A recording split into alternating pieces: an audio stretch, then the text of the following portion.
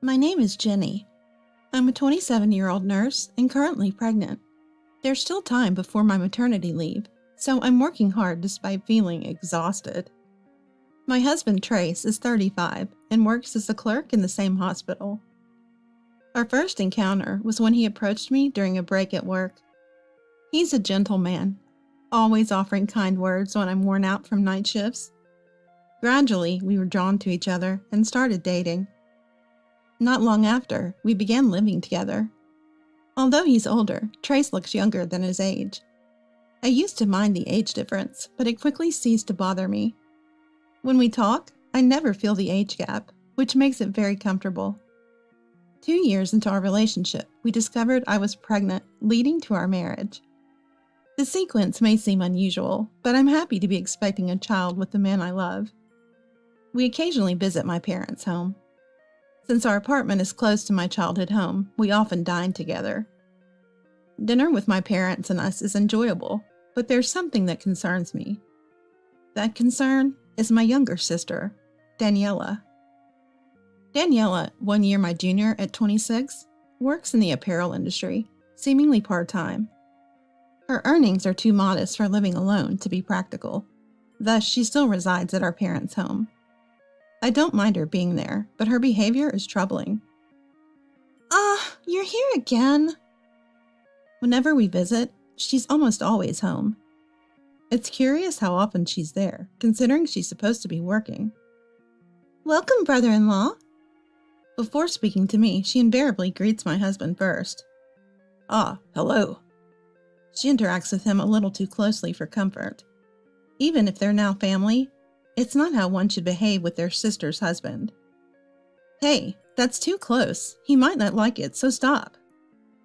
Despite my warnings, Daniela doesn't back off. Come on, we're family. It's fine. She ignores me and pulls my husband into the house by his arm. It's irritating that he doesn't seem entirely displeased. I wish he'd push her away, considering his pregnant wife. But led by my sister, he just goes along. Welcome back. Hungry, right? Shall we go out for dinner? I'll come too.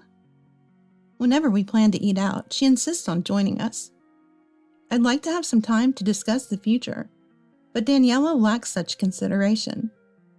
Daniela, come with us. It disappoints me that my husband encourages her.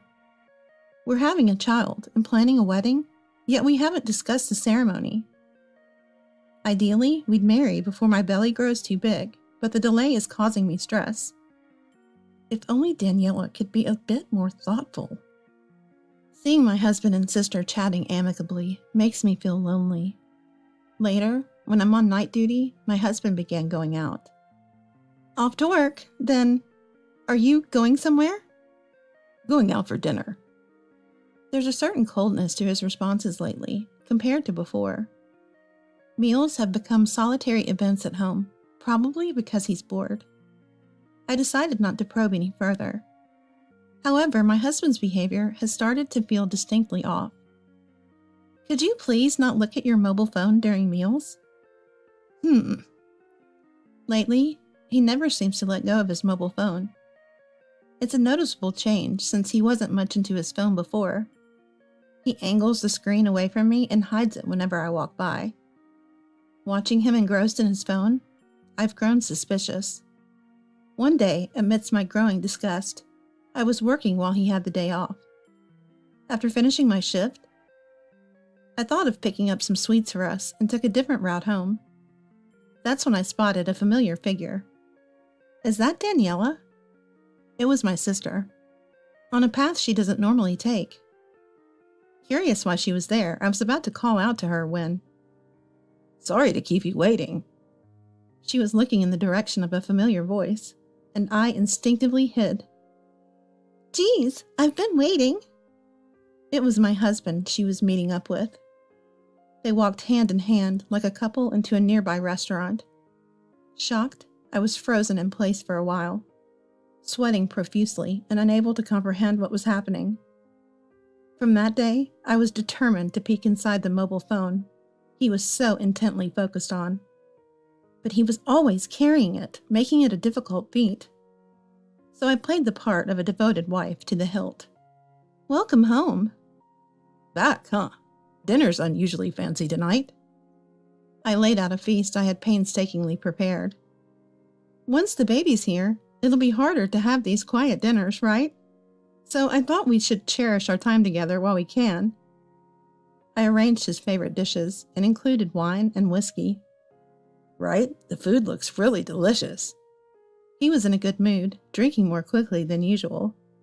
Once I confirmed he was fast asleep and snoring, I made my move to check his phone.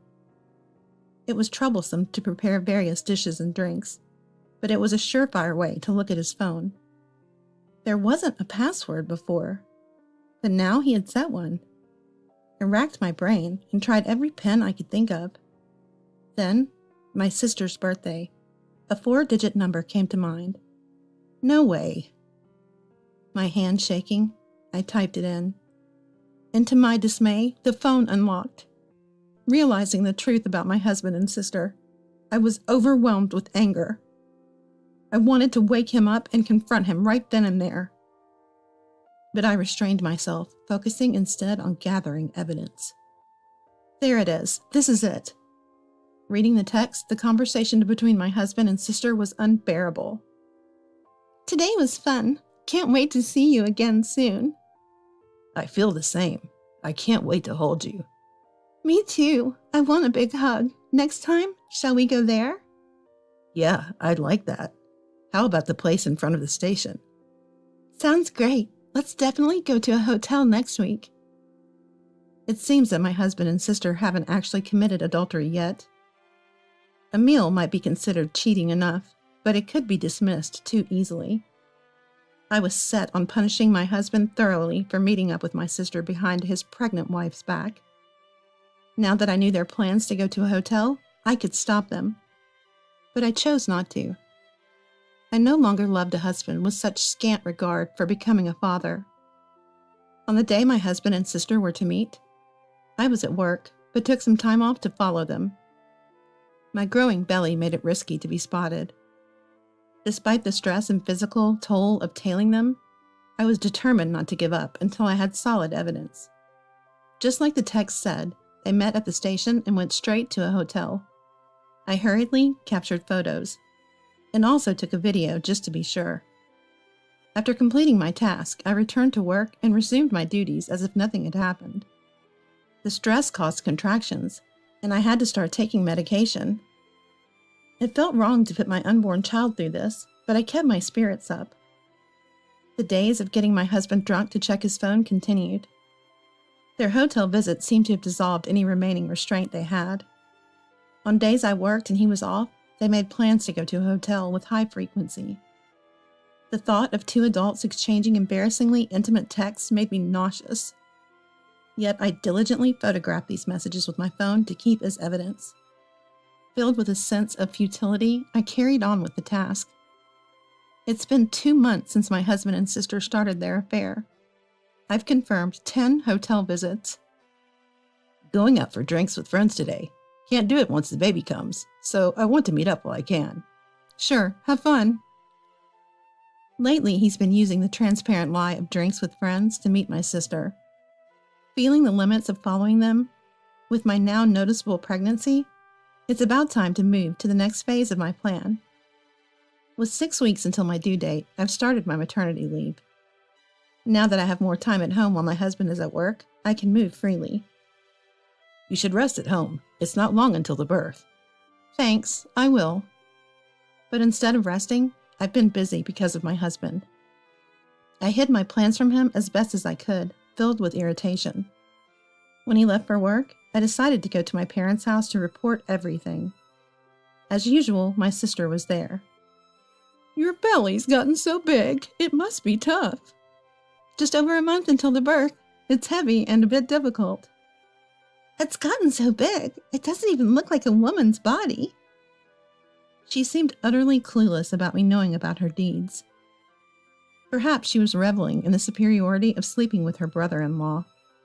I felt nothing upon hearing my sister's snide remarks. I actually have something to talk about. I called my parents and sister into the living room and began talking about my husband and sister's affair. Simply put, Daniela and Trace are having an affair, so I'm planning to sue for compensation in the divorce proceedings. As I said this, all three were visibly shaken. An affair? Yes, an affair between my husband and Daniela. What do you mean? My parents were flustered while my sister desperately made excuses. What? Just because you're not getting attention from your husband with that big belly, don't blame me.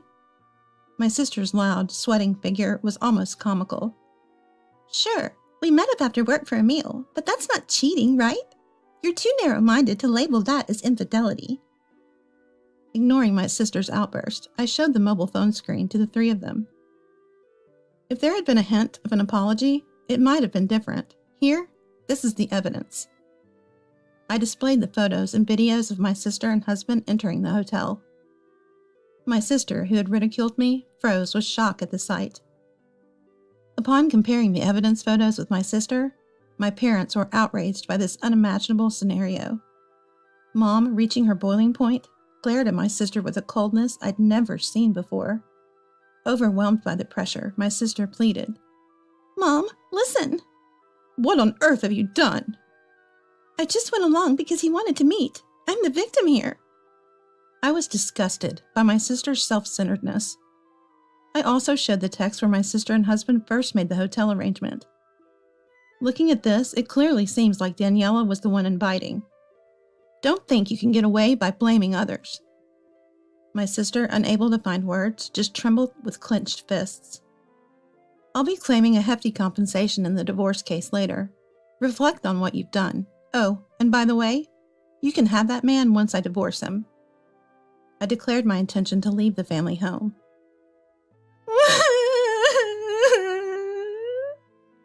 My sister broke down crying. It was pathetic to cry over her own misdeeds. Hey, Mom, listen. Jenny, I'll drive you home. Let's forget about that fool. I'm worried, so I'll go too. Without a second glance at my sobbing sister, I got into Dad's car, but then an idea struck me. Oh, right. I have somewhere I want to take Daniela. After I explained to my parents, they both nodded. We took my sister and drove off. We were heading straight to my husband's parents' house. Father-in-law and mother-in-law said they wanted to give us an early baby gift.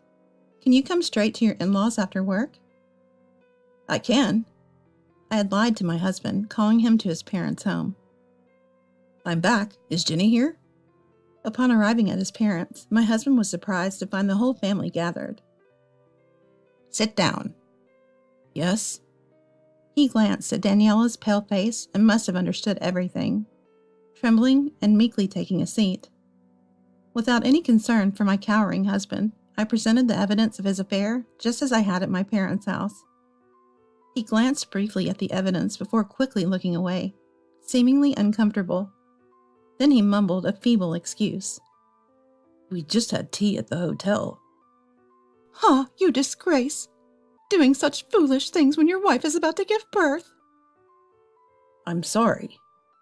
Father-in-law and mother-in-law, who were very decent people, offered a profound apology for my husband's thoughtless actions. Since father-in-law and mother-in-law are not at fault, I have no intention of holding them responsible.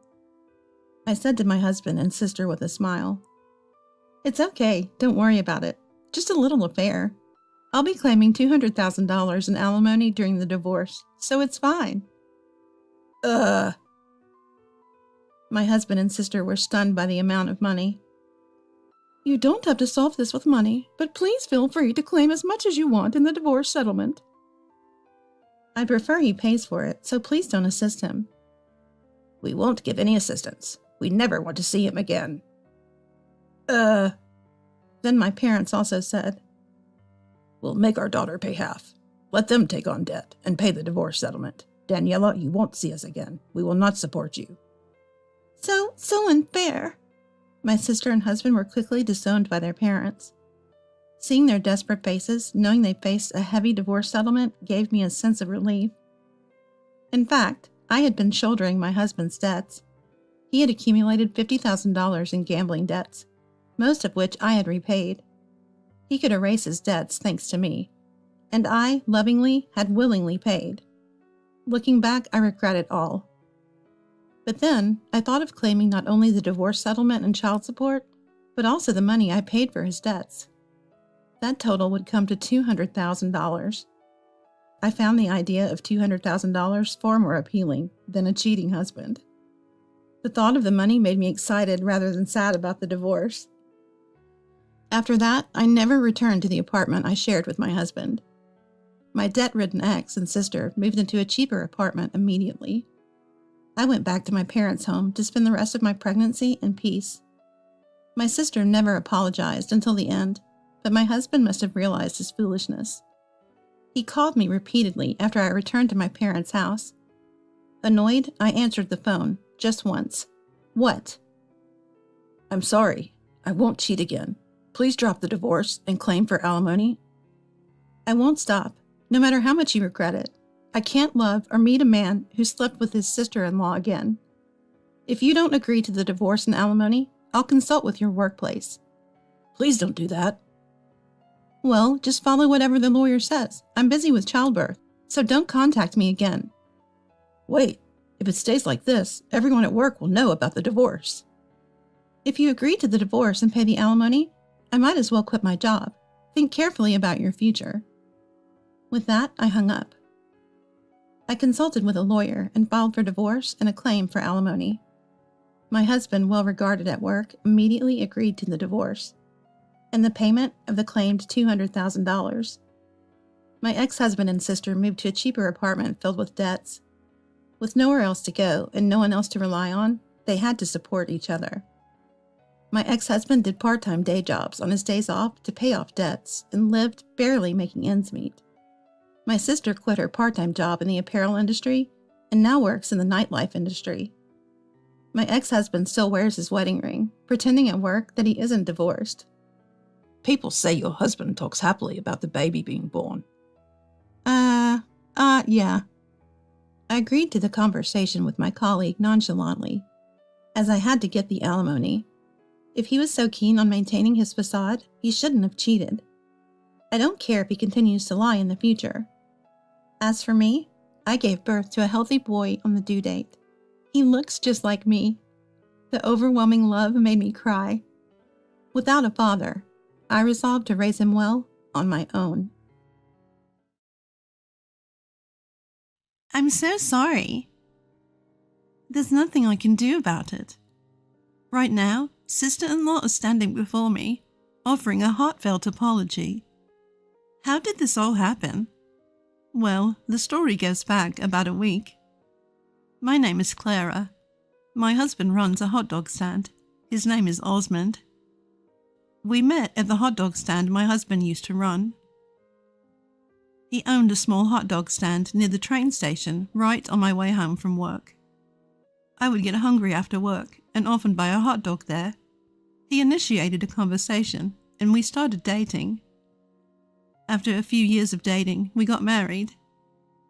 The first time I met sister-in-law, who is now apologizing deeply in front of me, was at a family meeting. Nice to meet you. I'm dating your brother. Please treat me well. Nice to meet you. I'm not perfect. But I'm sister, so please be kind. At that time, I thought a nice person had come into our lives. Brother runs a reasonably large company, and sister-in-law is the one who supported him, so he said.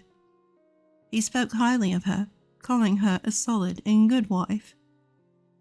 But a few years after brother got married, sister-in-law's true nature began to show. Every time she came to visit her parents' house, she had more designer items, and her social media was filled with photos of luxury hotel lunches with friends and designer cosmetics. We let go as long as it didn't affect us, but eventually sister-in-law began to demand persistent comments. Sister-in-law, why don't you comment on my social media? I only browse. Don't you have any pictures to post? No, I use social media to gather information and look at others' posts. Wouldn't it be nice to comment once in a while? Maybe, if I feel like it. Please comment at least once. I'm not doing it just because you tell me to. I was annoyed with her constant requests for comments, so I started ignoring her for a while. Then she said in a small voice, "You're such a buzzkill. Boring." From that moment on, I decided to avoid sister-in-law more than necessary. I wanted her to understand that I wasn't the type to get overly friendly, but she was thick-skinned and kept asking for comments several times afterward. Ignoring her each time, she finally gave up on the comments. Since we rarely met, I thought I could spend my time comfortably, but whenever I went back to my parents' house, our schedules would coincide, making me feel depressed every time. It happened again during my recent visit home. "Sister-in-law, what do you think of this bag?" "It's cute, isn't it?" "It's a brand new collection." "I'm not interested in that sort of thing." "Come on now, every girl loves brand name bags, don't they?" I genuinely had no interest in brands or expensive accessories, but it seemed to have struck a nerve with her that I wasn't envious. She said, "You don't have to pretend. If you're jealous, just admit it. I can even give you my old one." I was actually disinterested and annoyed, so I replied, "I really have no interest. Besides, I think those things are best left to those who like them." "What's your problem? Stop being so stubborn." She snapped and left without waiting for my brother to return. When my brother got home, I protested because I thought her behavior was too much. "Hey, can you do something about your wife?" What happened? "She made a comment that clearly looked down on me earlier, and it made me really uncomfortable." What do you mean? I told him all about her constant nagging for compliments, and her condescending remarks like offering to give me her old things. Recently, she's been treated like a CEO's wife by her housewife friends, and I think it's gotten to her head. I'll have a firm talk with her too, but I'd like you to handle it smoothly. I don't want to fight either, but I don't feel like we can be friends. Just remember to keep our relationship to that of relatives. I understand. Sorry for the trouble. I want to say it's not your fault, but she's your wife. Just remember that it affects your reputation. I understand. After that, we lived peacefully without meeting. There were a few occasions, like weddings or funerals, when we had to meet. Every time I kept my distance, and she seemed to understand, which made me feel relieved. However, during the greetings from my wedding, I was reminded that people don't really change. When my husband and I were getting married, we had a family introduction dinner with my brother and sister-in-law, my parents and my husband's parents. Even sister-in-law, I thought, would not say anything inappropriate in such a setting, but she messed up. "By the way, what kind of work do you do?" I run a humble hot dog stand. "Oh, really? A chain?" No, it's an independent shop. A hot dog stand? That's not even part-time work. Hey, come on. But it's a hot dog stand, right? Even if you were the manager of a chain store, it's still just okay. At that point, brother was pale, and our parents were staring at sister-in-law with disbelief.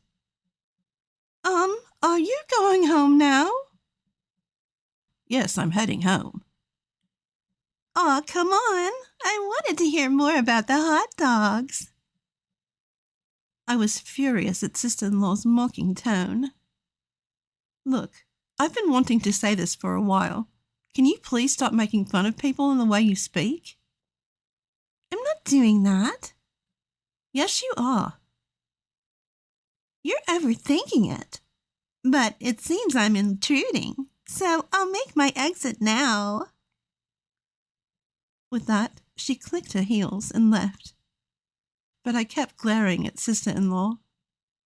I'm sorry.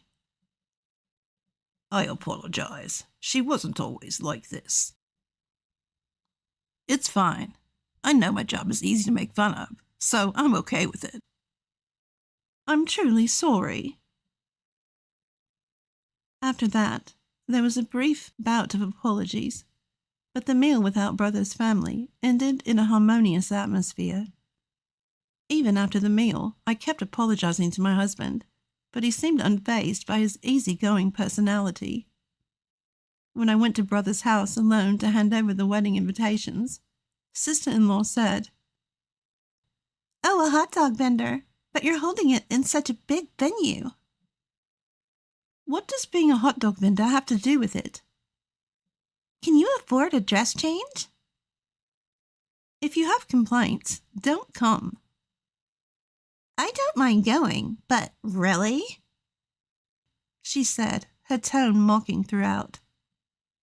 If this attitude continued, I was ready to tell both of them that they didn't have to come to the ceremony. But there were certain circumstances with Brother, so I allowed them to attend on the condition that sister-in-law absolutely wouldn't approach me. And then the wedding day arrived. The wedding day was held in a relatively large venue. During the ceremony, sister-in-law was well behaved, either due to having some sense of decency or because Brother had scolded her. The ceremony ended without a hitch. The reception was mostly over, and we were in the midst of casual conversation when the incident happened. As a crowd gathered around the bride and groom's seats, a drunken sister-in-law approached. She gulped down the champagne in her hand and loudly proclaimed, "A hot dog vendor's wife is headed straight for a low-life existence, isn't she?" The room went dead silent at her words. Sister-in-law, oblivious to the recoiling of those around her, continued to disparage my husband. Then, from a little distance where he was chatting, Brother flew over and yelled, "You! What are you saying?" "But it's true, isn't it? Being a hot dog vendor's wife is pretty low, right? She spent her life filthy in front of the kitchen. That's how it feels." "You just shut up." "Why are you defending her? It's the truth, isn't it?" At that moment, my husband stood up and said, "It's over." "What?" Right then and there, Brother turned to those around and offered a heartfelt apology. "My wife is really very sorry." "No, I understand your family's way of thinking well enough." "What? What is it? What's going on?" "Listen, the guests at this venue are people who have invested in Brother's company or are business partners." "What?" "What have you done?"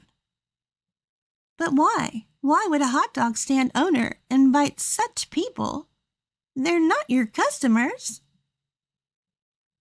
Osmond, you see, runs the hot dog stand as a hobby. He's an investor, far wealthier than us, and holds a much higher position.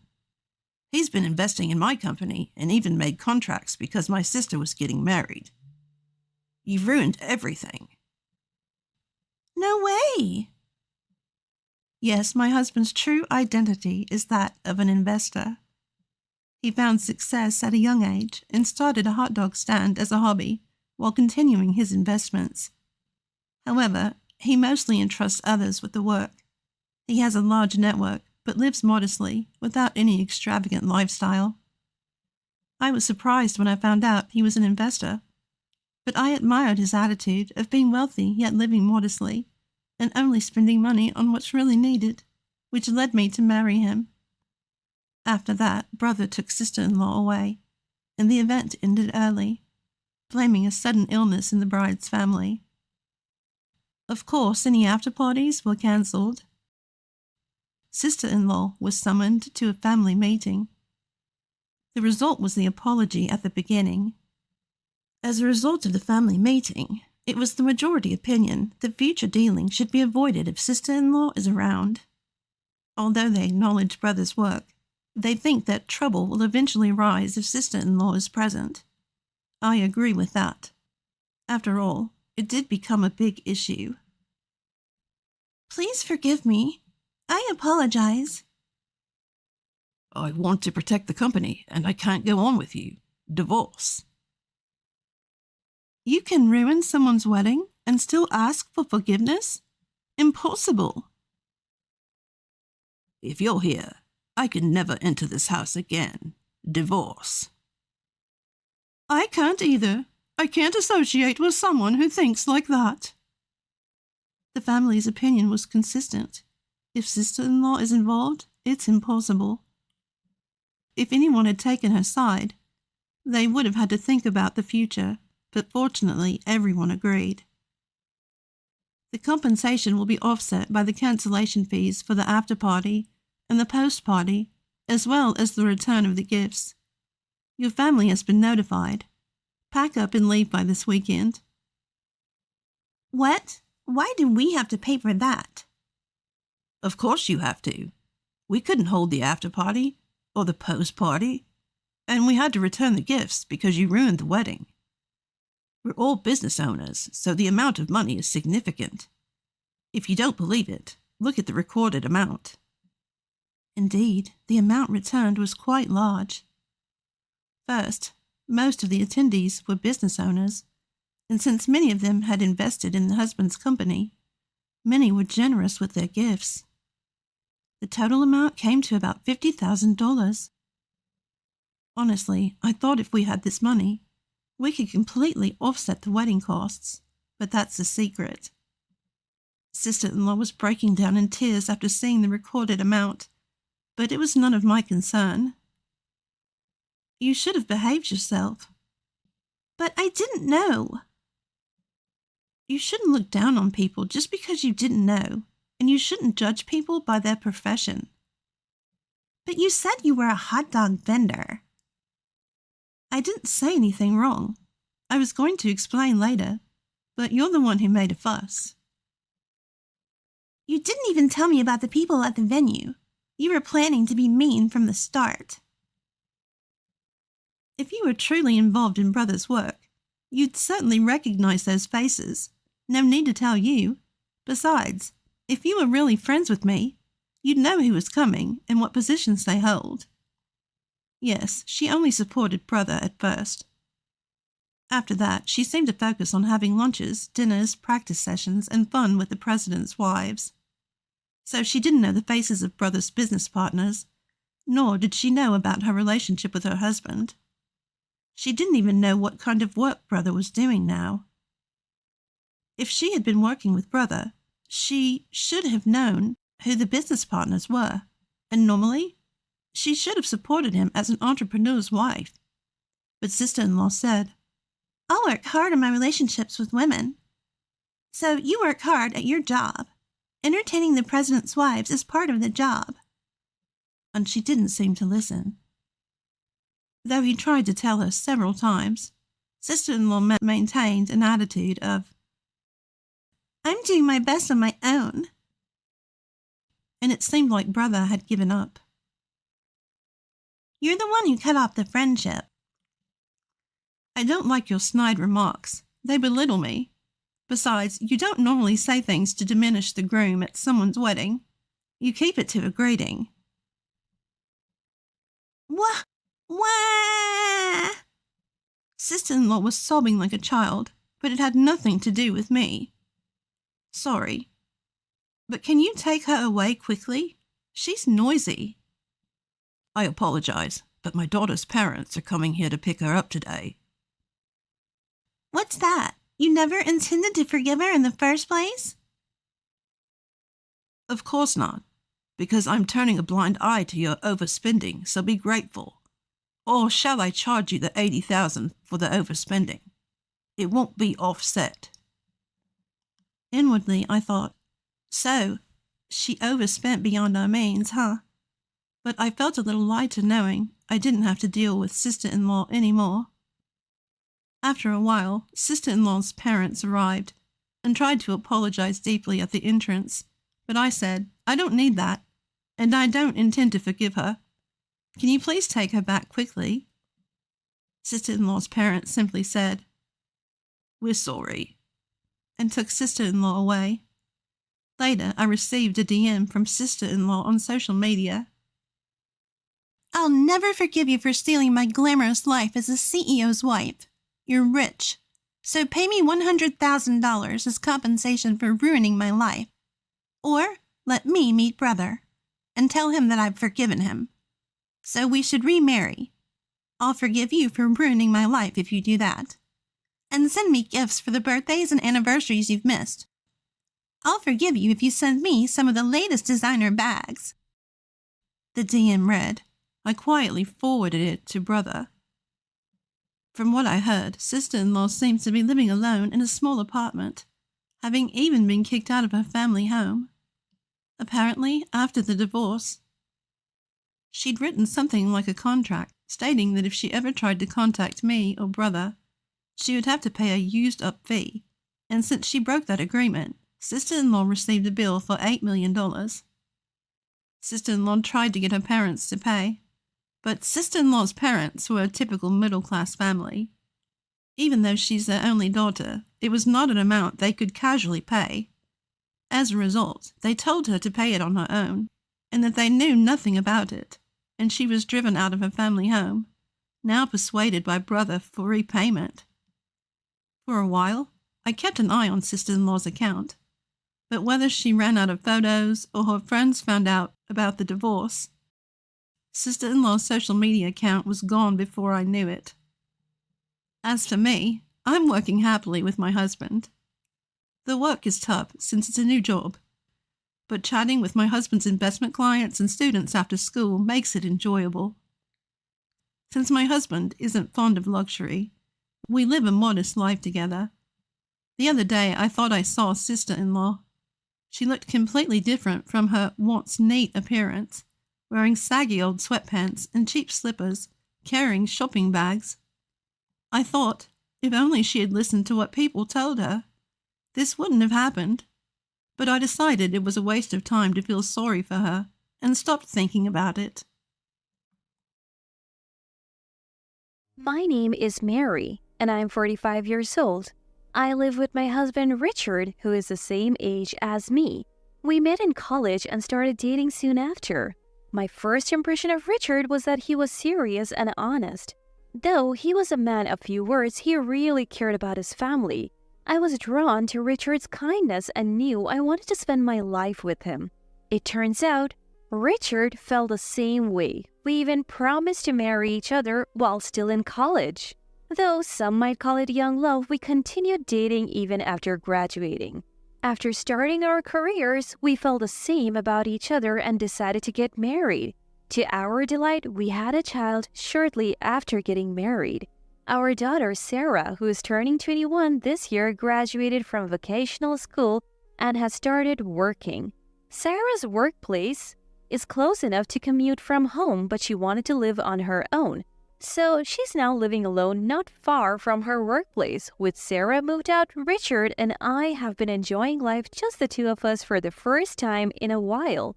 Life was pretty good, but there was one thing that bothered us. It was the presence of my sister-in-law, Susan. Susan, who is 38, divorced William last year after being married to him for 15 years. The reason for their divorce was Susan's infidelity. Susan may look like an average woman, but she has a weakness for men. It seems she had cheated on William multiple times over their 15-year marriage.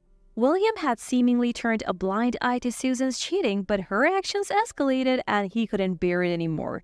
He had been collecting evidence of her affairs. With this evidence, William confronted Susan with divorce papers. Through lawyers, Susan didn't have a chance. William even demanded a large sum of alimony from Susan's lover David, and that led to the divorce. But what surprised me the most was what happened next. Unbelievably, Susan decided to remarry, this time with David. We found out about Susan's remarriage when we received the wedding invitation. I knew about Susan's infidelity and it was messing with my head. Susan, are you really going through with this wedding? Everyone knows you are remarrying David. You sure about that? Susan is trying to make a fresh start. We should be happy for her. Richard has always doted on Susan, so he thinks her remarrying David is cause for celebration. What about William, who got cheated on? Poor guy. And Susan has even more issues to deal with, issues that will later come crashing down on me. Hello, Susan? One day, Richard gets a call. It's Susan. Yeah, what? Are you okay? We can't tell what's going on over the phone. Come over now. Richard sounded frantic over the phone after hanging up. He looked deeply concerned. Susan was crying on the phone. She seemed too distraught to explain, so I invited her over. Mary, I would like you to be there too. Richard's serious expression told me this wasn't something to take lightly. Got it. What could be happening? I felt uneasy, wondering what could have happened to Susan, who is supposed to be getting married in 2 months. About an hour after hanging up, Susan arrives at our place sweating bullets. You could tell she was really stressed out. Welcome, come on in. Richard, Mary, help me. As soon as she enters the house, it's clear that Susan is panicking. Hey, calm down. Richard sees the frantic Susan on the sofa and offers her some coffee. Susan gulps down the coffee and lets out a deep sigh, trying to calm herself. What's got you so worked up? As I look into Susan's face, she starts to break down in tears. Seeing this, Richard is shocked and rushes to console her. It's okay. Can you tell us what is going on? Yeah, okay.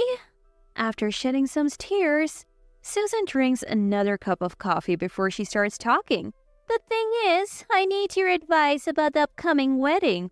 Wait, are you canceling the wedding? Why on earth would you do that? Richard interrupts. No, that's not it. Well, it's not it. I mean, what are you trying to say? It seems like Susan is trying to figure out how to explain. She hangs her head and remains silent for a while. You have to tell us, or we can't help. If there's something we can do, we will. Encouraged by Richard, Susan finally speaks. The truth is, I may not be able to afford the wedding and the honeymoon. What? All that panic and she's worried about money? I'm standing there flabbergasted when Richard turns to Susan. So, let me get this straight. You're saying the wedding and the trip might be off because you can't secure the funds? Yeah. You work, don't you, Susan? And doesn't David have any savings? It's not that we don't have any. It's just that we spent it all on our divorces. We had to pay William alimony, so we can't afford to pay for the wedding or the trip. I am at a loss for words, incredulous that Susan would speak so casually about such a foolish decision. So, the point of discussion is? Oh, we were hoping to borrow the money for the wedding and the trip from you too. Richard listens to Susan and furrows his brow. Clearly, he finds this whole situation ridiculous as well. After a sigh, he speaks. Oh, is that all? Well, we have some savings. We can lend you that much. What? You're lending it to them? My head starts to spin. What is he talking about? Of course, it would be heartless to refuse Susan, right? You don't have to pay us back. He continues. Mary, you said you have been saving for our parents' care, right? We can lend them the money from that. Richard proposes to lend the money from my savings, not his. I can't believe what I'm hearing. No, that money is for my parents. I can't just give it away. I can't believe this. Susan breaks down, crying again. Richard rushes to comfort her. What's with this kid? What's wrong with you not helping Susan in a time like this? How much do you need, Susan? It's $30,000 total. What? $30,000? My parents are already over 75. Though they're still healthy, they will need care soon. Being an only child, I've been saving for this purpose. Even after having children, I never quit my job and have saved up money alongside educational funds. I have no desire to use this money for Susan. We'll be using Mary's $30,000 saving for Susan's wedding and honeymoon. I told you, that money's for my parents' care. As I continue to adamantly refuse, Richard finally loses his temper. Not helping Susan is crazy. Those who have should give. Then why don't you give it? I bought this house. I don't have savings. The house was bought with both our salaries and on a mortgage. That's no reason. What about Sarah's educational expenses? We split that too, and by the way, we have split all living expenses so far. Did you forget? At a loss for words, Richard clenches his fist. His face beat red. I suddenly realized that Richard hadn't been saving any money at all.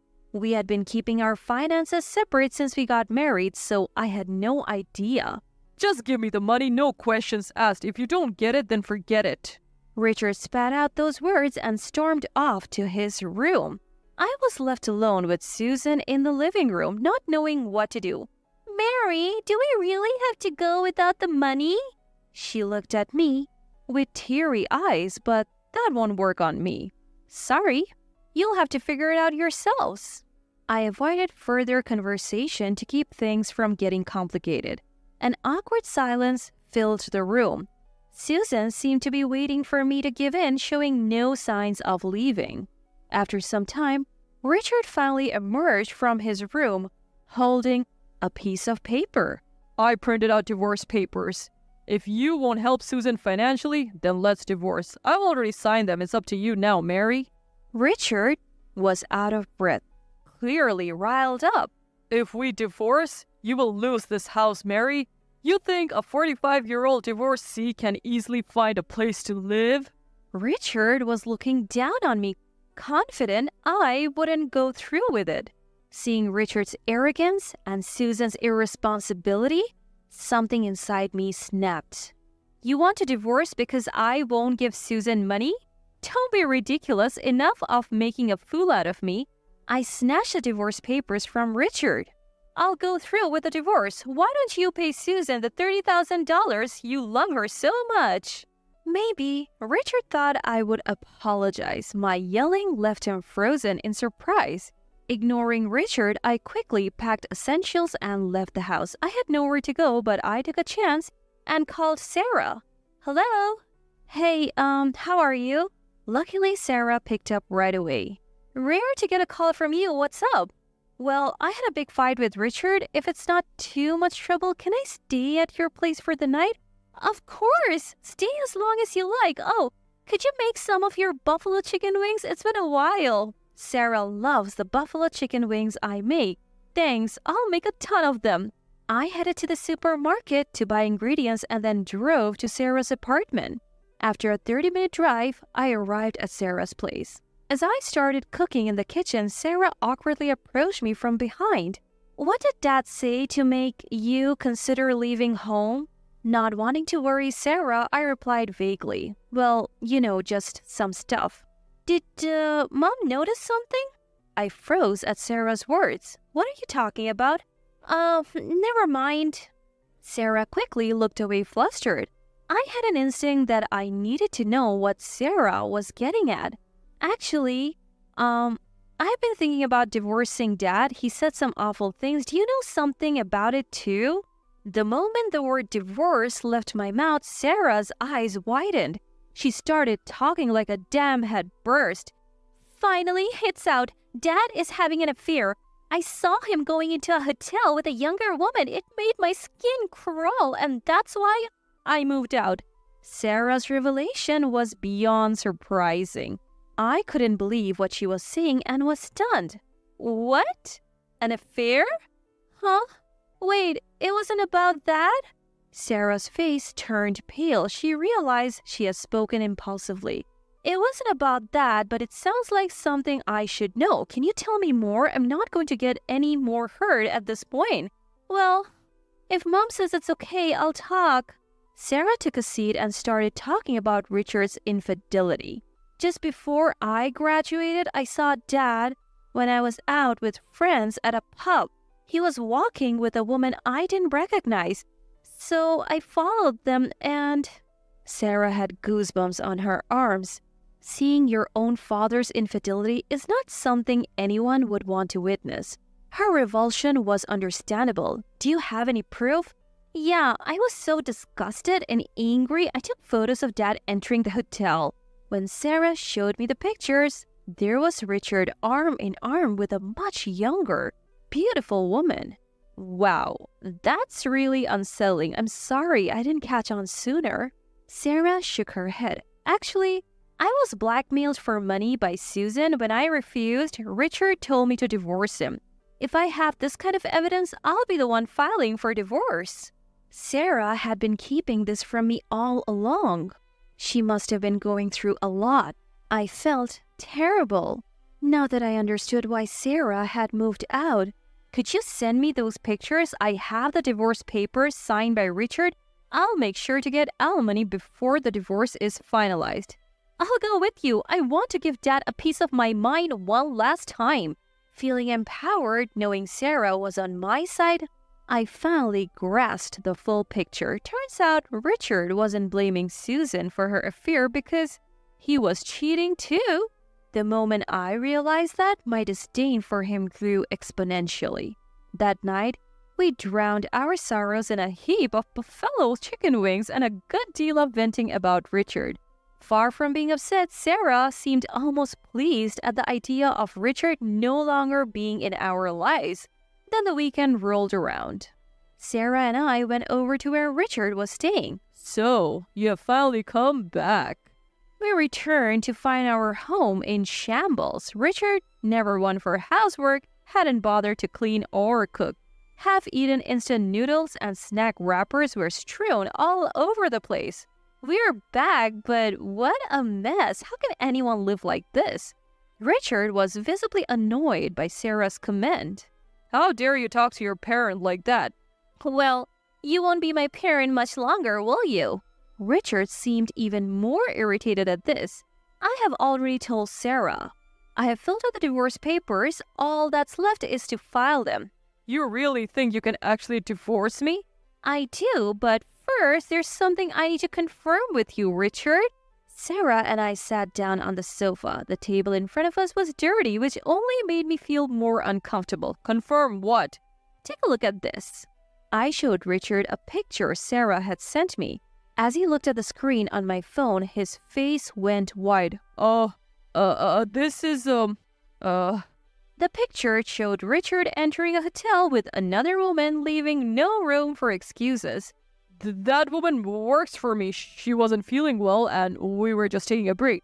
You're not going to assume this is cheating, are you? Assume? I took the photo right before entering the hotel. She was laughing. Didn't seem sick to me. Richard tried to wriggle his way out with a lame excuse, but we weren't having it. I'll give you the divorce you want, but you will have to pay the alimony decided in court. I can't afford to pay alimony. I have to give money to Susan, too.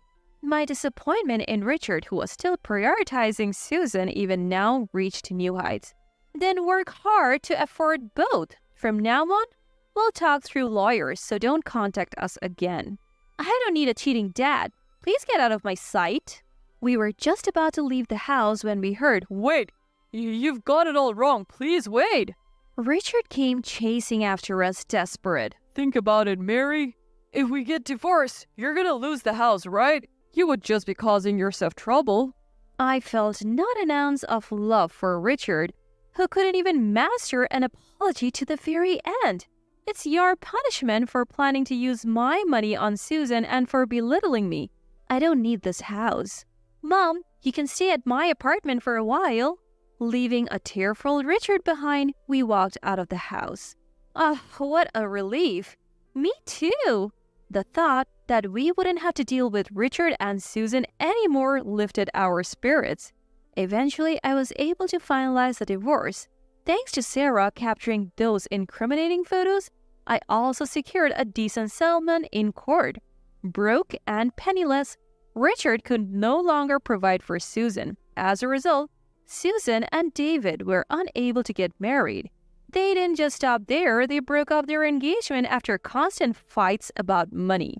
Susan blamed her inability to remarry on Richard. Infatuated with Susan, Richard felt responsible and they now live together. However, due to paying me the settlement, Richard is also broke. In the end, they moved in with their parents, but I had already filled them in on the situation, so they got kicked out.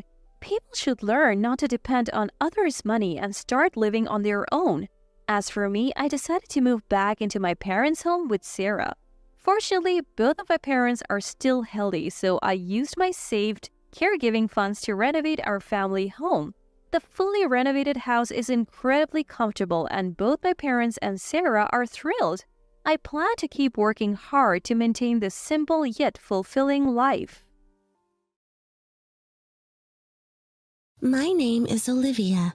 I've been married to my husband James for 3 years, and we're expecting a baby soon. But ever since I got pregnant, James has been acting a bit strange. Morning sickness has been really tough on me right from the start of my pregnancy. Instead of showing concern, James would say, "Hey, aren't you being a bit lazy?" without a hint of worry. I'm struggling with morning sickness. Give me a break. Pregnancy isn't an illness, you know. What about dinner? I can't even think about making dinner with this morning sickness. Useless. Fine, I'll go eat out. What about me?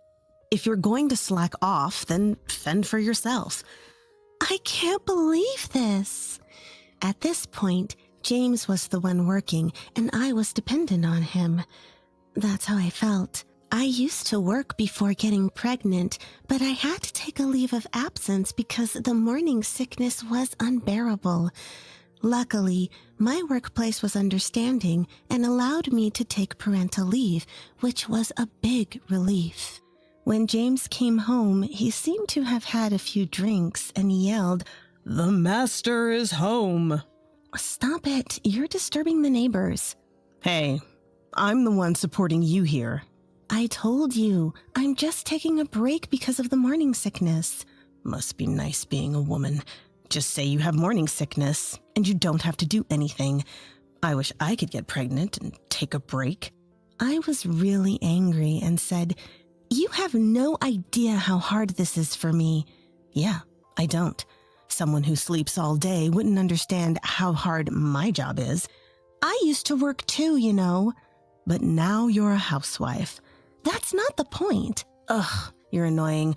You're ruining my buzz. I'm going to bed. With that, he cut off the conversation and went to the bedroom. But the next morning, he was completely different and apologized, saying, "I'm sorry." "Did you say those things because you were drunk?" I had quite a bit to drink. That's no excuse. I didn't mean it. I was just drunk. It still hurts to hear those things. I'm really sorry. I mean it. Don't do it again. This kind of thing happened a few times, but as time went on, James's behavior got worse. Especially noticeable was how he would criticize the difference in status between my family and his. You should be grateful to my family. Our child will be the heir, after all. What do you mean? My prestigious family compared to your average salaryman family. There's no comparison. Is lineage really that important these days? You don't get it. Noble blood has its own value. Isn't what you're doing now and how you grow more important? That's why you're hopeless, he said, dramatically waving his hands in a dismissive gesture. But the truth is, his family is just an average salaryman family too, and they're not even part of a big corporation. In fact, when it comes to the companies we work for, my family's is higher up. I never really thought about the social standing of our families, but it seemed to matter a lot to James. Besides, when we were both working, I actually earned more than he did. I didn't really understand what he meant by status. So you're saying that no matter how hard I work and earn, it doesn't matter because of my lineage? That's right. What about people who built huge companies in one generation, like Steve Jobs? Stop it. You're just making excuses. I think it's a valid point. No, it's an excuse. This is why people with ordinary backgrounds are, you married this ordinary person, remember? I did you a favor by marrying you. At that, I was visibly angry, and he seemed to realize he'd gone too far and quickly left the room.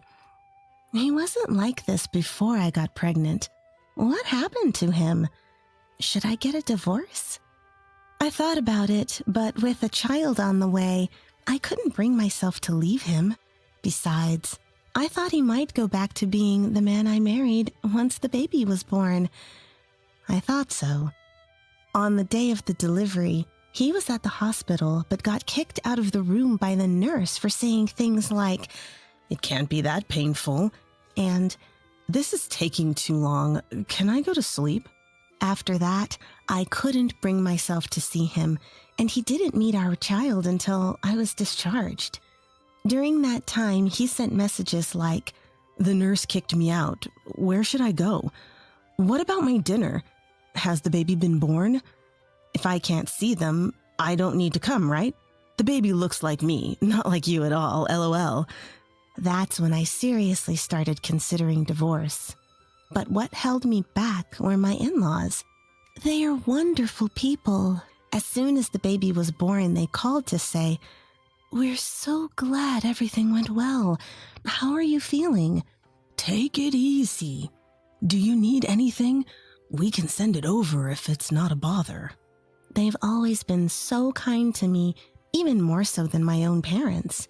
The thought of taking their grandchild away from them made it hard to go through with the divorce. I invited them to the hospital to meet their grandchild, and they were delighted. They came, all the while concerned about my well-being. "Congratulations, Olivia. The baby is adorable." "Oh, absolutely. Our first grandchild.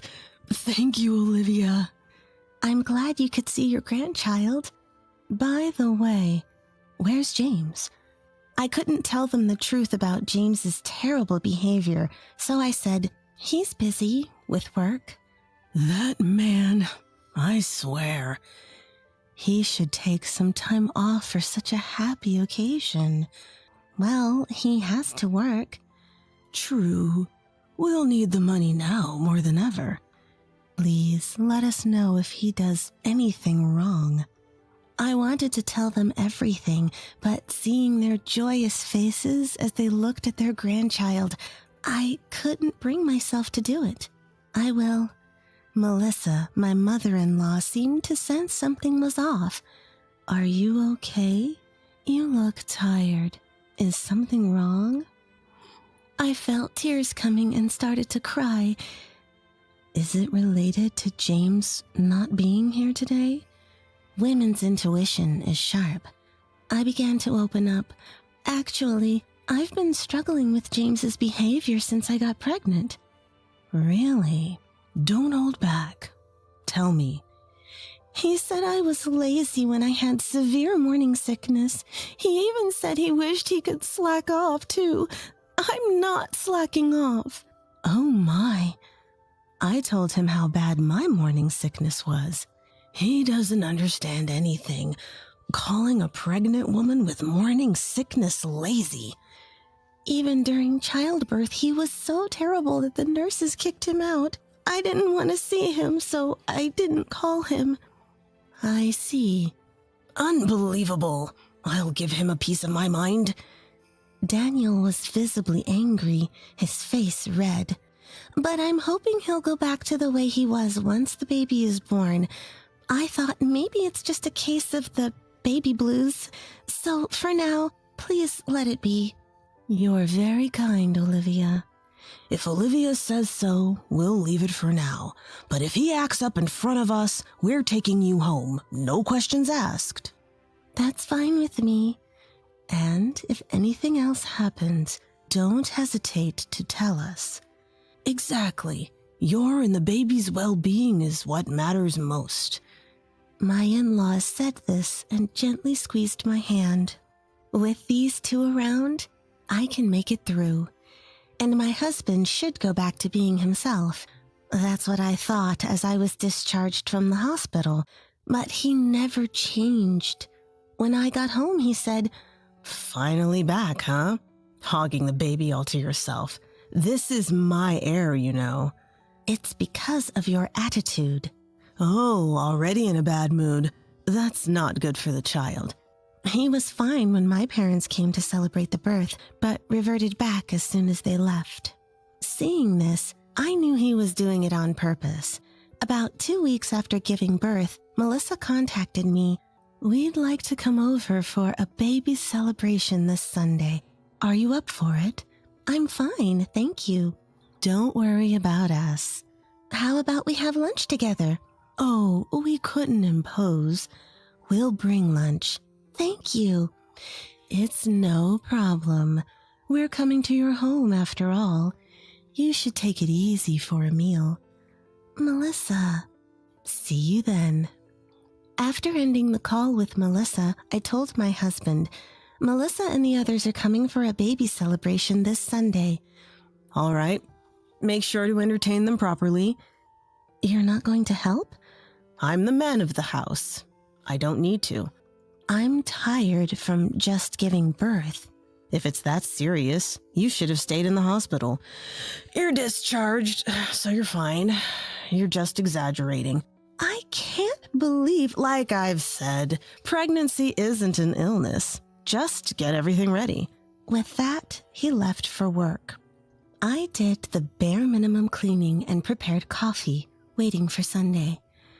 On the day of the celebration, unfortunately, my husband had work in the morning and would join us in the afternoon. My in-laws arrived and immediately began fussing over me. "How are you feeling? You're not pushing yourself, are you?" "If you're sleep deprived, you can leave the baby with us and rest." "Thank you." Then they looked at the baby and said, "The baby was cute when born, but has gotten even cuter. The eyes are just like Olivia's. Maybe the nose is from James." Seeing them so happy made me feel good, and for the first time since the baby was born, I felt at peace. Around lunchtime, we decided to eat as the baby was asleep. Daniel brought out some appetizers and said, "Eat whatever you want. Don't worry about us. The celebration is also for the new mom, you know." "Melissa, Daniel, thank you." Just as we were enjoying our meal, my husband came home. "I'm back. Mom, Dad, welcome. It's been a while." "How have you been?" As the greetings were exchanged, my husband noticed the appetizers on the table and yelled at me. "Hey, my parents are here, and you bought this cheap stuff? How many times have I told you pregnancy isn't an illness? Stop slacking off." I was shocked. I never thought he'd say such a thing in front of my in-laws. He then turned to them and said, "Sorry, Mom and Dad, she's not very thoughtful. I'll have her make something else right away." When I looked at my in-laws, Melissa looked surprised, and Daniel was clenching his fists, looking down. My husband misunderstood their reaction as anger towards me and continued, "See? Get moving. Ever since she got pregnant, she's been like this, always claiming morning sickness and slacking off. I never thought she'd be this kind of woman." After about 5 minutes of his rant, Daniel had had enough. "Did you say the appetizers were cheap?" "Yes, I did. Sorry about that. She probably got them from the local supermarket." Unable to bear it any longer, I interjected, "Actually, Daniel bought those." "What? Stop lying." "He bought them from a department store's food section. Sorry they're not up to your standards." "You..."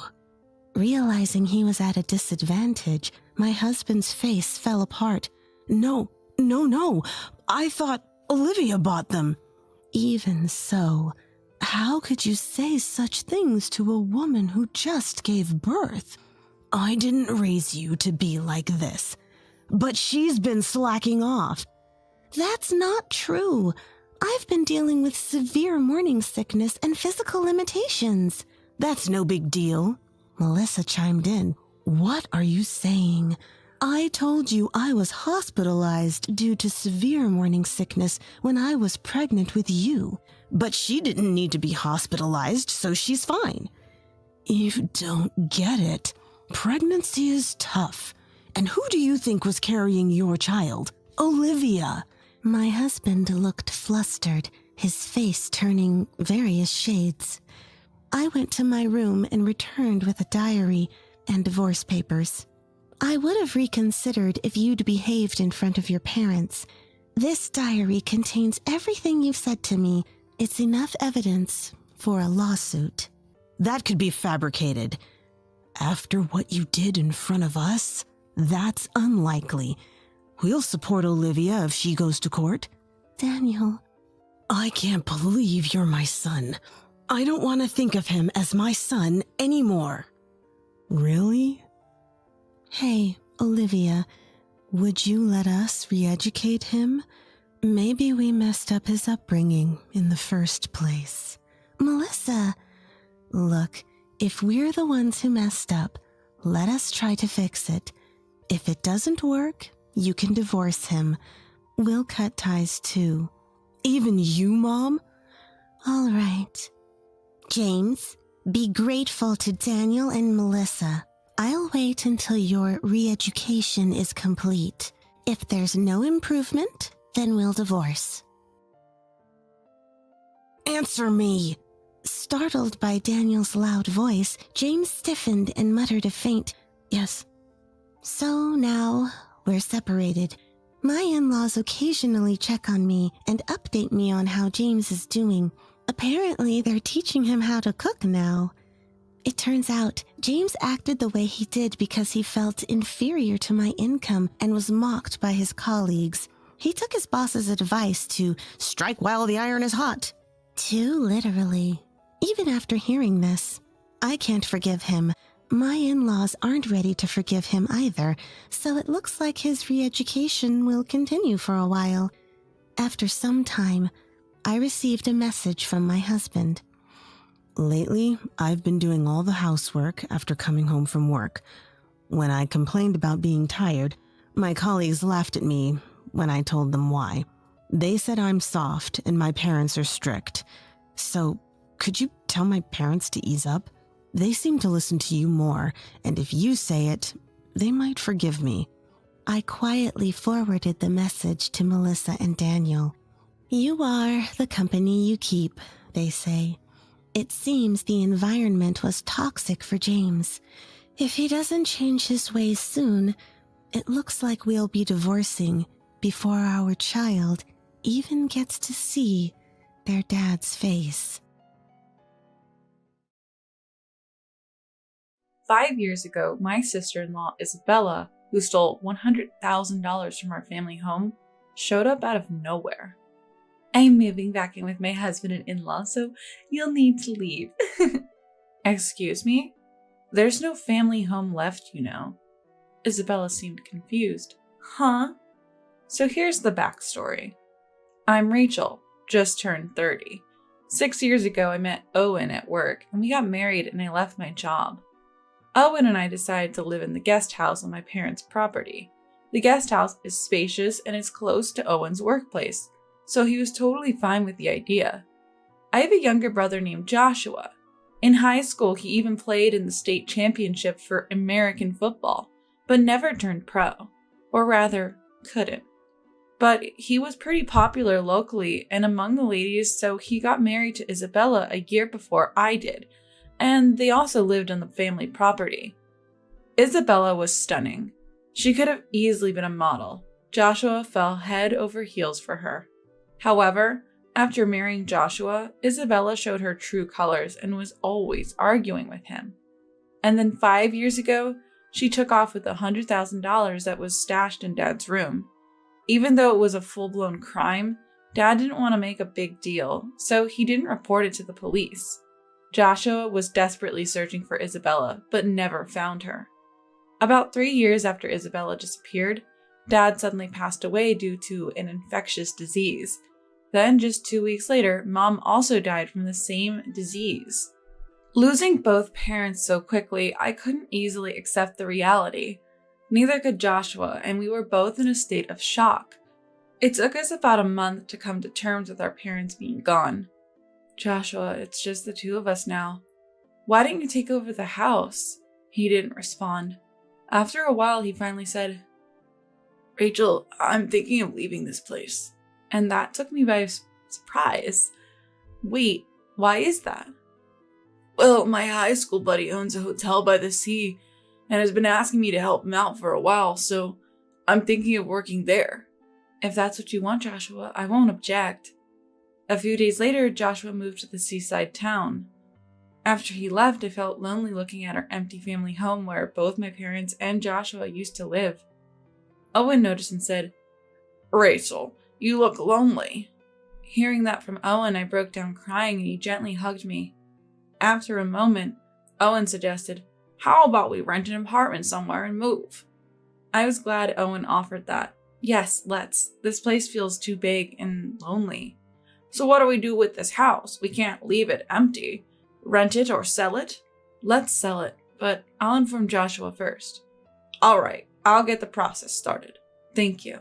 I tried calling Joshua's cell to tell him about selling our family home, but his phone was off. I called the hotel he was supposed to be working at, and a friend told me he had suddenly canceled and had been unreachable ever since. Unable to contact Joshua, I was unsure what to do. In the end, I told Owen to proceed with selling the house. Owen contracted a real estate agent he knew. And to our surprise, the house sold quickly and for a great price, leaving both Joshua and me with a hefty inheritance. I wanted to tell Joshua, but I couldn't get in touch with him. 2 years passed. One day, Owen came home with a serious look on his face. A colleague at work said he saw Isabella. This colleague had attended our wedding, where he'd seen Isabella.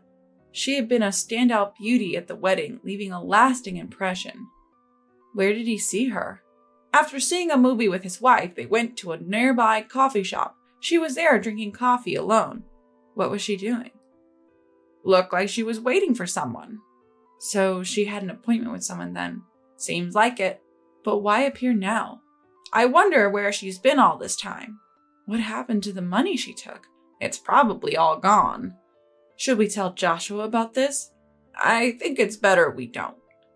It would be cruel to bring up old memories, especially when he's finally moved on.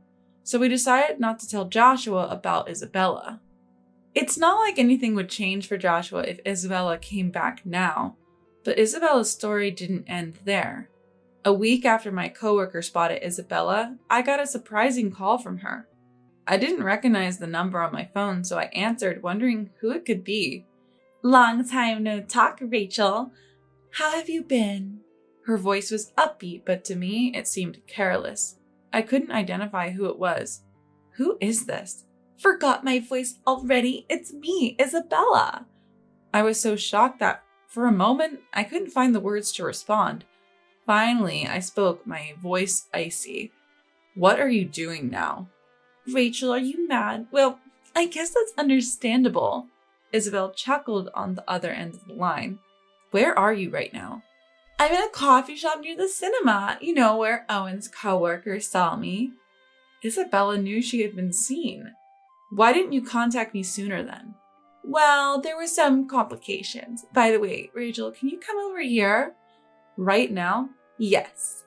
I had no other plans, so I decided to go. Fine, I'm coming. I quickly got ready and headed to the coffee shop where Isabella was waiting. I arrived about 30 minutes later and reunited with Isabella for the first time in 5 years. She looked as stunning as ever, even more so than before, drawing admiring glances from men around her. Once I sat down and ordered coffee, Isabella spoke bluntly. I'm moving back in with Joshua and our parents-in-law, so you better move out. What? There's no home left, Upon hearing this, Isabella widened her eyes. Huh? My parents are gone. They passed away from an infectious disease 2 years ago. That's why I sold the house. Isabella clicked her tongue softly. You've got to be kidding. So you showed up because you were after the house, huh? How dare you? You stole money from my family and then disappeared. Don't think I'll let you forget that. Hearing my words, Isabella retorted, "That's not true. It was Joshua who told me to steal the money. Don't make it sound like it was only my fault." I couldn't understand what Isabella was getting at. "I don't understand what you're talking about." Then Isabella raised her voice. "That's what I'm saying. Joshua told me to steal the money, and then he said to hide it somewhere and wait." I was dumbstruck upon hearing this, and I just couldn't believe what Isabella had said. "I can't believe you, Do you have any proof?" "I do. Take a look at this." Isabella pulled a piece of paper from her bag and handed it to me. It was a bank transfer statement. The sender was Isabella, and the receiver was listed as Joshua. The amount matched what Isabella had taken off with 5 years ago. I was shaking with disbelief at the turn of events.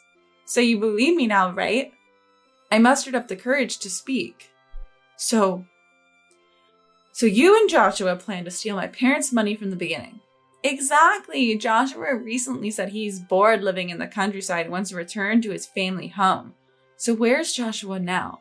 "He's been living with me in an apartment nearby since last month." "What happened to the stolen money?" Isabella made a sly face and said, "We spent it all, but it's Joshua's fault. He got hooked on gambling and it disappeared in no time." Hearing that they had squandered the money my parents worked so hard to save, I burst into tears. Isabella looked at me curiously. "Why are you crying, Rachel? It's not like we stole your money." She paused, then looked as though she'd had an epiphany. "I get it. You're crying because the inheritance you were supposed to get was used by Joshua." My heart sank further at Isabella's words. "No, I'm crying because what you did to my parents is so unfair." Isabella looked flabbergasted. "What are you talking about? What's wrong with using parents' money? They earn it for their children after all." "My parents didn't work their butts off so you and Joshua could blow their savings on gambling." "I don't get what you're saying. It's all the same if the child ends up using the parents' money." "You don't have to get it. Actually, you'll never get it." As I said that, Isabella changed her tone and yelled, "Don't be rude. What about your brother? He's not working, just fooling around." Her words broke me, and I started crying uncontrollably. Then Isabella picked up her mobile phone and made a call. "Joshua, can you come here now? Your sister is saying some really strange stuff." Isabella told Joshua to come here, but from what I gathered, Joshua seemed to have declined. "Fine, never mind, I'll tell her that. And by the way, your sister is mad." Isabella hung up. "Joshua says he won't come here. Seems like he doesn't want to see you." "That makes sense. He's been lying to me all this time. If I see Joshua again, who knows what I'll do." "Wow, scary. Tell me where Joshua is now." "Fine, I'll tell you, considering I've lost my family home and I'm fine with leaving Joshua now."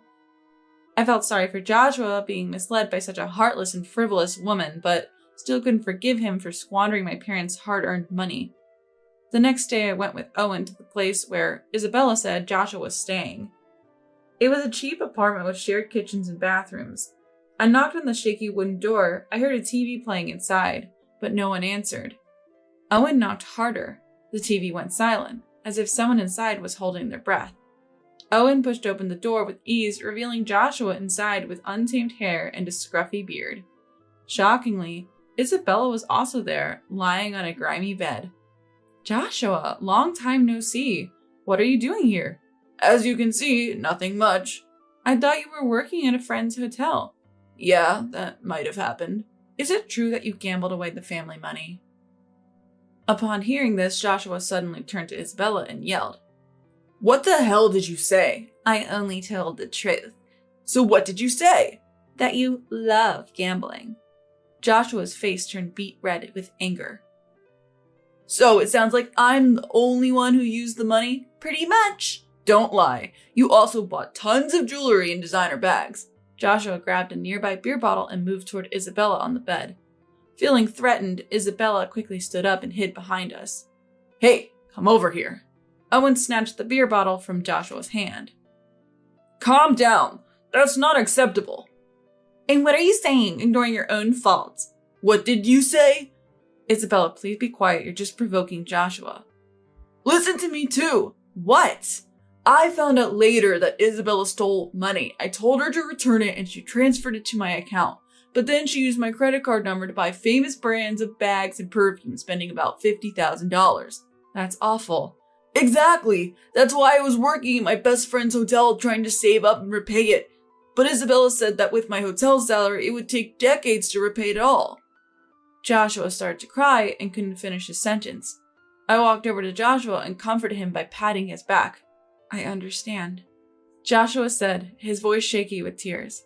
I'm sorry, Rachel. Isabella told me that gambling would be an easy way to make money. I got carried away and ended up using all the money. Tears streamed down Joshua's face as he spoke next to me. However, Isabella looked at him with disdain. What are you talking about? You're just acting too. I'm not lying. I know it's also my fault for letting myself be swayed by what Isabella said. I believe you, Joshua. Do you have any proof that I stole the money all by myself? If so, show it. Joshua looked frustrated, but then his face lit up. Actually, I might have some evidence. No way you do. Rachel, I think my old phone has text messages from Isabella saying she took $100,000 from Dad's room, and it should have the messages where she said I should just gamble to make money. Hearing this, Isabella's tone changed. I only mentioned gambling as a hypothetical. I never thought you'd actually do it. But it still serves as evidence that you took the money without consulting anyone. Joshua, where's your old phone? Joshua looked distressed. I don't know where it is because it's an old phone. Where is your stuff then? I had planned to work at a friend's hotel, so I sent my stuff to their place, but I canceled without telling them, so they might have thrown it all away. Isabella's face showed relief. Joshua, call that friend and ask if they still have your things. I broke a promise with my best friend, so I'm hesitant, but I'll give it a try. Joshua left to make the call in the corridor, because the reception was poor inside the apartment. But after a while, Joshua returned. Looks like we're good. They kept all my stuff. I asked them to charge the old phone and forward the messages from Isabella. Isabella stood up abruptly and shouted, sobbing, I'm leaving. I'm never coming back here. You're staying right here until the messages arrive. Owen quickly moved in front of the door to block her exit. About 30 minutes later, Joshua's phone buzzed. It was a message from his friend. Joshua showed me and Owen the message, which clearly indicated that Isabella had stolen the money. When I looked at Isabella, she was burying her face in the bed and crying. It's all out now. With this evidence, I plan to report you to the police. Isabella cried out, Please forgive me, I'll work and I'll pay it all back. You took a big game, but I bet you'll just run away when the going gets tough. That's not true, I swear. Sorry, but I know you better than anyone. You can't resist buying things you want. I won't buy anything anymore, I promise. Do you really mean that? I promise. Sitting like that, are you actually sorry? Isabella was lounging on the bed, legs thrown carelessly to the side. Realizing her posture, Isabella quickly sat upright, but I continued. If you're genuinely sorry, then show it. Finally getting it, Isabella straightened up, placing her hands on her lap. I am truly sorry. I will pay back every penny, no matter what. All right. Write that down, and at the bottom put that if you don't pay back the full amount, I have the right to go to the police. Shaking visibly, Isabella nonetheless took the paper I handed her and wrote down what I'd said, signing it. Rachel, you really trust her? She'll betray us. Right now, even if we get her arrested, we won't get the money back. She'll work it off and repay us, or else she'll answer to our parents in heaven. Okay, fine, you're right. And Joshua, don't forget you also need to repay the money you spent gambling. I know. I'll work at my buddy's place. A month went by. Isabella tried to find work but was unsuccessful in the end. She ended up working as a hotel maid at a hotel owned by one of Joshua's friends. I felt relieved knowing Joshua was keeping an eye on her, so there was no worry she'd run off. 2 months passed since they started their jobs at the hotel. Joshua was a jack of all trades at the hotel and seemed to be doing well. Isabella, however, was struggling. She constantly mentioned wanting to quit, according to Joshua. Each time she did, Joshua would remind her, would you rather work here or go to prison? Another 3 months went by. Owen and I decided to take an overnight trip and secretly visited the hotel where Joshua and Isabella were working. Shortly after we were escorted to our room, a noticeably thin hotel maid brought in the amenities. As she noticed us, she gasped, dropping the amenities. It's been a while. I'll bring new amenities right away. I've been working hard. I recognized the voice and realized the thin maid was Isabella. She had lost so much weight, her features had changed completely, and she looked like she could collapse at any moment. After Isabella left, Joshua came into our room. Rachel, if you're coming, you could have told me. Isabella got startled and dropped the amenities. Isabella looked entirely different. I couldn't even recognize her. Every night she goes to bed crying, saying how hard it is, but she has to keep working until she pays back all the money. I guess I have to repay the money I lost gambling. Joshua said, his face etched with sadness. My name is Emily. I'm 45 and currently dieting for Thanksgiving. Why? Because last year, I accidentally stored about 7 pounds of turkey fat on my own body. If I lose 7 pounds now, I can afford to gain it back during Thanksgiving, right? What? That's not how it works? Oh well, I tried.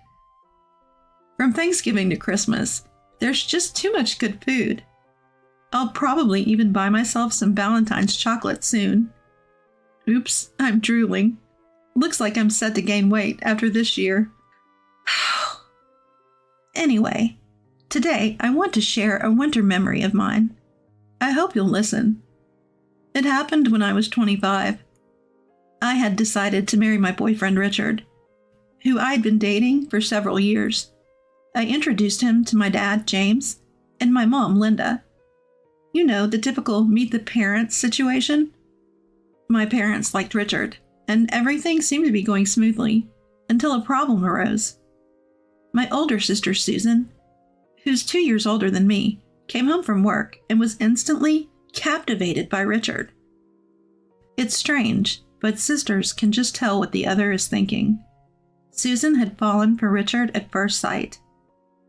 I hoped I was wrong, but Susan blushed when Richard shook her hand. She was always looking up at him when she talked. I thought it was inappropriate for her to act that way towards my boyfriend, but I guess she couldn't help it.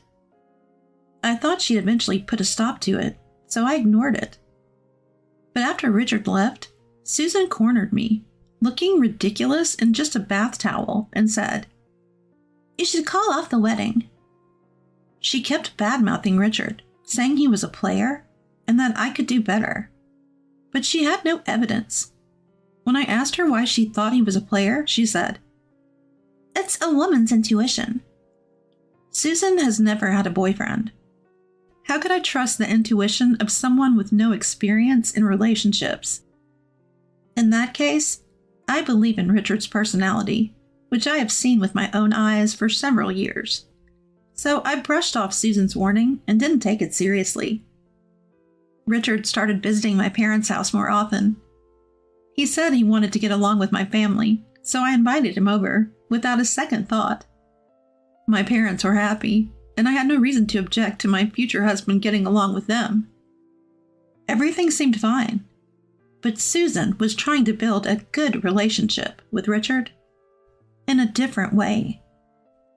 According to Richard, Susan would grab his arm when I wasn't around, press her chest against him, and ask, "Don't you think Emily is childish?" She even tried to show him under her skirt by pretending to trip. Richard laughed it off, saying it was so obvious it was funny.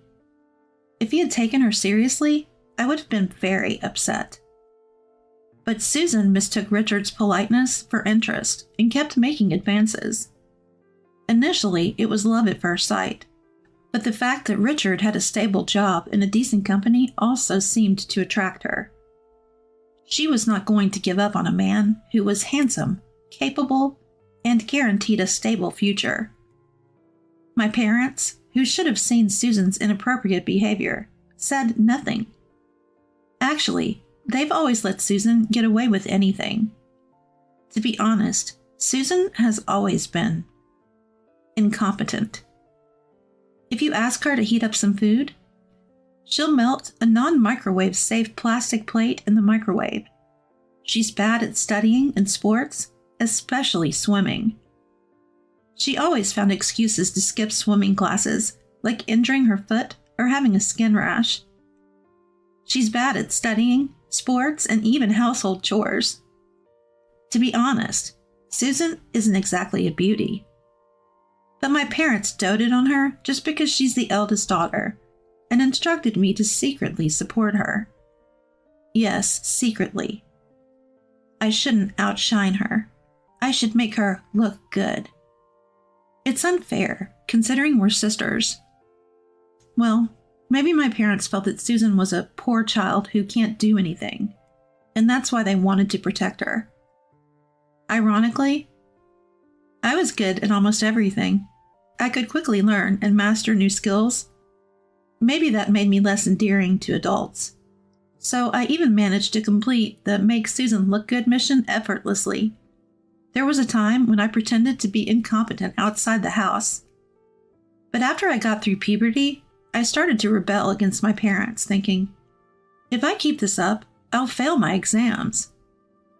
If I had continued to listen to my parents, I might have actually become a child who can't do anything. This rebellion made Susan somewhat resentful of me. But we were never on bad terms. We talked normally, and I even gave her advice sometimes. Despite the imbalance of my parents' affection and Susan's hostility, we were still a pretty normal family. But that balance was shattered because Richard didn't reciprocate Susan's feelings. You can't allow this marriage with Richard. The night before the wedding, Susan told our parents. Come on, Susan, you will get married soon too, my parents said. Yes, Susan. That's not the point. I want to get married before her. She's too young. But the wedding is tomorrow. Aren't you on my side, Mom? That's not true. I was quietly listening to this disastrous conversation in the hallway. Wait for my sister, who has no romantic experience, to get married first? If I did that, I'd grow old in no time. What on earth is Susan talking about? I thought she'd calm down after venting, but then I heard my dad say, Fine, your mom and I will skip the wedding tomorrow. Will that make you happy, Susan? What? I couldn't believe my ears. My mom agreed, practically begging Susan for forgiveness. This was beyond doting. It was more like worship. At this point, it's not at the level of doting. But Susan sighed and said, Fine, I'll settle for that. I at least want to make sure your marriage isn't recognized by the family. She really didn't want me to marry Richard, probably because she was in love with him. I couldn't believe it. Because of Susan's unrequited love, my parents were planning to skip my wedding. So the wedding day arrived. Despite it being a sunny day, I was sleep deprived. Not because I was too excited about the wedding, but because I couldn't stop thinking about the conversation between Susan and my parents. I'll never forget the smug smile on Susan's face when my parents officially told me they wouldn't attend. At the venue, I had to tell Richard and my in-laws that my family would be absent. I'm sorry, my sister opposed this marriage, so my family won't be attending, I said. I've never felt so humiliated. Not showing up to your own daughter's wedding. Even my in-laws couldn't believe it. Upon hearing my story, my in-laws fell silent for a moment. Just when I thought the mood couldn't get any heavier on this special day, my mother-in-law Karen took my hand. Soon after, my father-in-law William placed his hand on top of ours. You do have a family here, you know. Don't forget that. Let's not make today a sad one. Come on, smile. Tears filled my eyes at Karen's gentle smile and the warmth of William's hand. Hey, Emily. I'm your husband, remember? Don't say you're missing family, Richard said, patting my head gently. Don't cry, bride. Don't cry, my in-laws and Richard hurriedly said.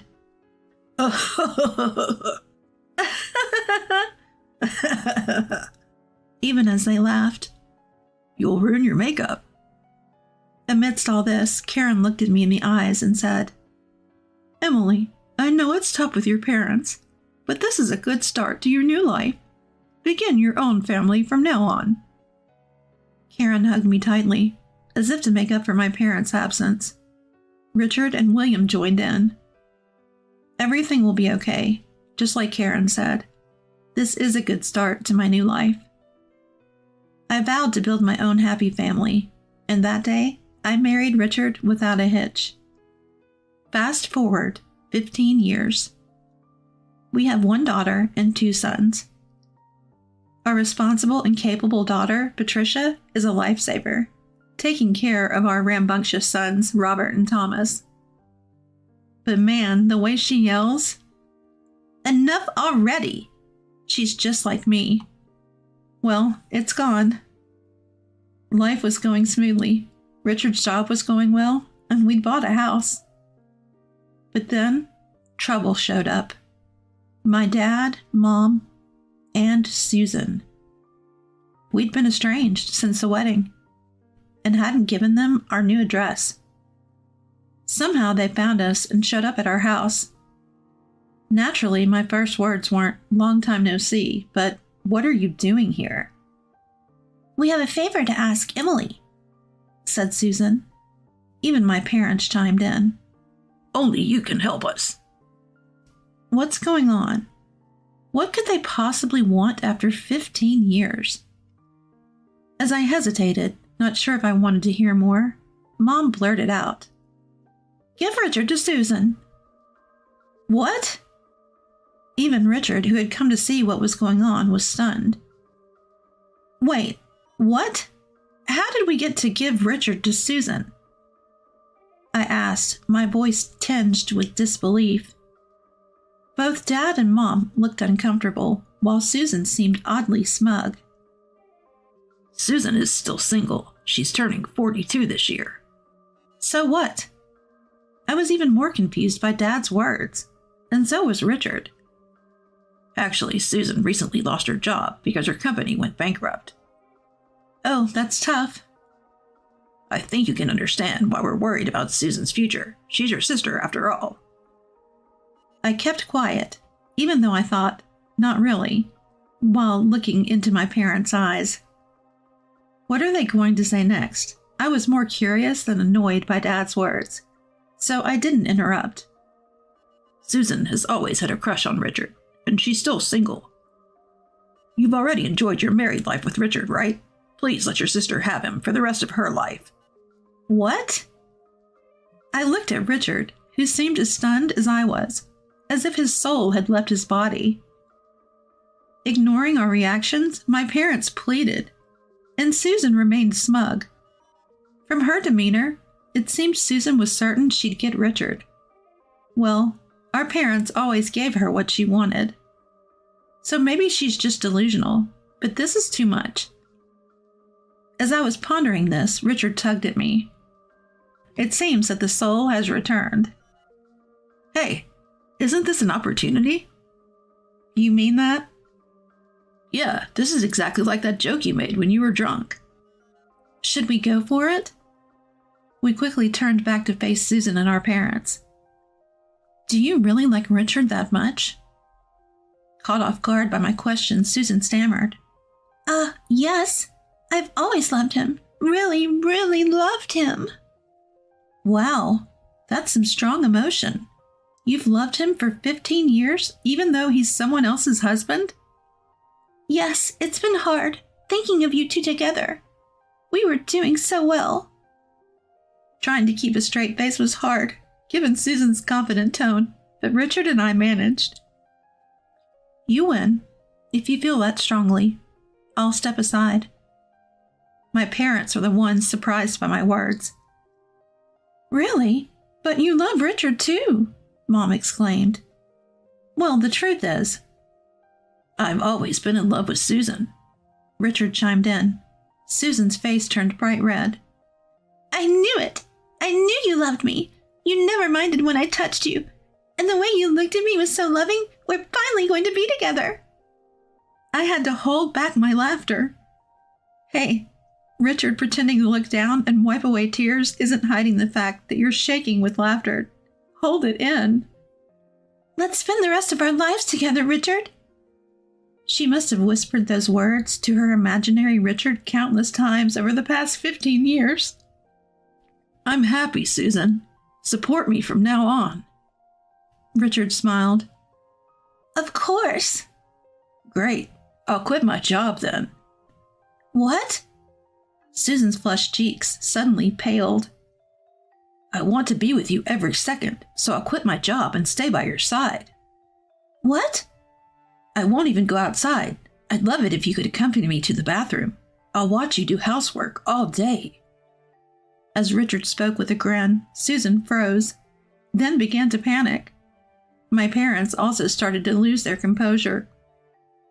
Wait, I'm not working either, so that's going to be a problem. Why would it be a problem? We'll be together, so what's there to fear? Even if we don't have money, we'll be happy, right? No, but we have monthly bills like insurance to pay. This isn't some fairy tale. So, you can't love me if we don't have money? That's not what I'm saying. Susan's eyes clearly dart around. I quickly said, Well, Richard, when we divorce, make sure you pay me a hefty settlement, okay? Don't worry, Susan and your parents will cover it. Richard smiled. My parents turned pale and exchanged glances. Actually, Susan, taking your sister's husband is just wrong. Yeah, Susan, that's crossing a line. The desperation they had shown earlier had vanished. My parents quickly changed their tune. What? You promised I'd get Richard. You're not acting like parents. Well, Susan, this is a different matter. Shut up! Whose side are you on? Susan became hysterical, pulling Mom's hair while Dad tried to intervene. What a sad scene. Richard and I watched for a moment before he finally spoke. Excuse me for being blunt. Susan and our parents all look at Richard. But I'm not attracted to Susan at all. I've been polite because she's Emily's sister, but I really don't like women who make advances on me. It's a turnoff, completely. And the assumption that I like Susan is also a bit. I can't deal with women who jump to conclusions. Susan and my parents were speechless. So what was that all about, Richard? Could you not call someone else's husband by his first name? Richard doesn't like Susan. We're happily married with kids. I said, restraining Susan, who approached my husband with a pale face. You tricked me! Why would you think a man you haven't heard from in 15 years would be interested in you? Are you that naive? Susan's face turned red as she held back tears. If you were so charming, maybe, but who would want an unemployed woman living off her parents? You can't even do housework, can you? With those skills, even if you got married, you'd be dumped. I hit her with the hard truth, and Richard laughed in the background. Apparently, I struck a nerve. Susan couldn't stop crying. My parents tried to comfort her, but looked troubled. So, that's that. We're not giving up Richard. Give it up, Susan. Susan broke down in tears. That's what's embarrassing about her. No growth at all. Don't contact us again. We're cutting ties. And don't expect any help from us if you're unemployed. With that, I closed the front door. When our kids asked, What happened? I said, Seems like a wild animal was making noises, probably looking for food. Robert wanted to go see, but I stopped him. We could still hear Susan's wailing from outside. 5 years later, Susan is still single. She managed to find a job but got fired for making advances on younger coworkers and married men. She's been banned from dating events for her reckless behavior. I'm pretty sure she'll stay single for the rest of her life. No doubt about it. Even my parents, who are retired, are working part-time jobs to save money for her. They probably realize they can't rely on Susan for their future care. Well, they've spoiled Susan so much, they might as well work themselves to the bone to make her realize the consequences. As for me, thanks to my hardworking husband and well-behaved kids, I don't have to worry about tuition or work. I mostly take care of the house and enjoy my days. Well, maybe if I had a job, I could offset the holiday overeating. Or maybe not. My teenage daughter, Patricia, keeps saying she wants to diet, even though she's perfectly slim. I'm doing my best to discourage her. Save that for when you're as wide as Mom, I tell her. My sons Robert and Thomas have taken up dancing and even performed at a local event recently. They've won some awards and are determined to make it big, like the Jabberwockies. My in-laws visit us regularly and often join us for meals. I say in-laws here, but honestly, I consider them my real mom and dad. They've even suggested going on a resort vacation together during the kids' spring break. I hope they stay healthy and live long enough to enjoy many more days with us. Sure, there were the challenges before we got married, but ever since, it's been nothing but happiness. I finally feel like I have a real family.